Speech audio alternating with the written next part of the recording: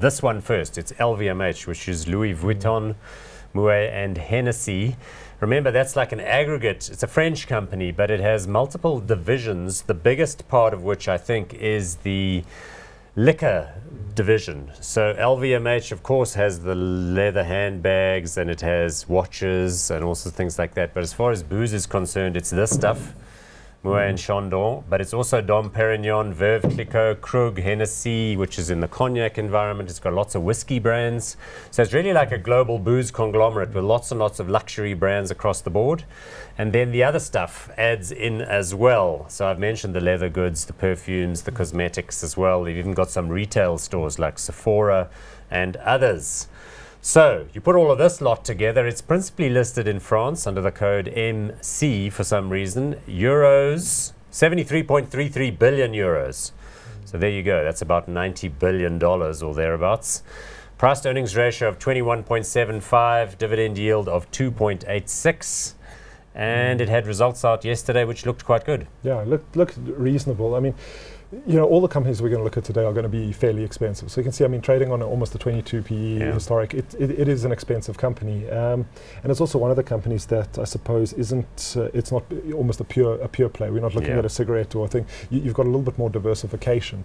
I think, you know, if you're trying to differentiate it from the others, also it's very much a premium brand company. I mean, you know, all the things that you mentioned, Moet Chandon, Dom Perignon, these are, you know, I suppose they have expanded margins because they have the power of the brand. They have the name behind it. I got this out of my how much liquor cabinet at home. I don't drink this stuff. My wife likes this stuff. So then it gets bought for parties, but then doesn't all get finished.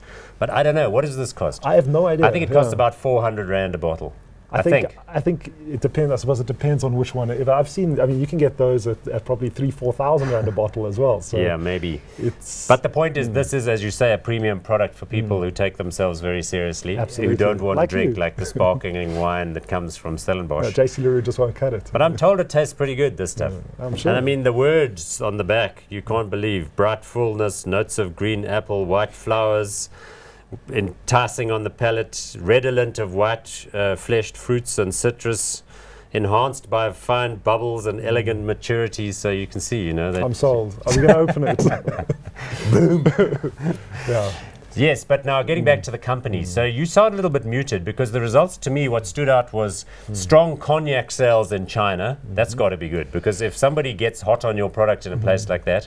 Also, firm, you know, handbag sales, the other divisional things that were going well. Travel sales, though, down. So, you know, like destination shopping stores, like in Paris, in the airports. People are concerned given all the terrorist attacks. So they're doing okay in the US in sort of core branded stores, but not doing as well as they might in sites that are principally visited by traveling tourists. Definitely. I mean, if you look at, I mean, we mentioned Richemont up in the front, but I mean, if you look at the high-end luxury goods sector, I mean, it's been under a lot of pressure recently. As you said, very encouraging to see, you know, increasing sales in China, which has been I suppose, a jurisdiction that's been under a lot of pressure. One from the point of view of the beer companies, but also under pressure from the point of view of the luxury goods retailers. Yes, because what I'm reading is that Hong Kong is not doing well and Macau's not doing well, and but mainland China is better than expected. The whole change of the gifting culture as well. What that means, really. What, the gifting culture? No, why is it that they're doing weak sales or year-on-year comparisons don't look good in Hong Kong, but in mainland China it's looking better? So that means people are staying at home and doing the luxury spend there compared to what was happening before. Probably rising income on the mainland as well.